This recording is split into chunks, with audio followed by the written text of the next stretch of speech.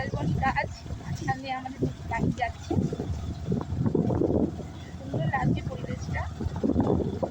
আর এখানে আর মাঝে মধ্যে বৃষ্টি হচ্ছে, বৃষ্টি নামছে, বেশ ভালো লাগছে।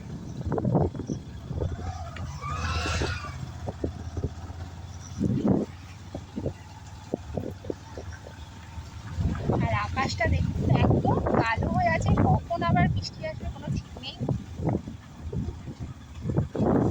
মেঘের অবস্থা খুব খারাপ। আর একদম লাল মাটির রাস্তা, আর রাস্তা এই অবস্থা।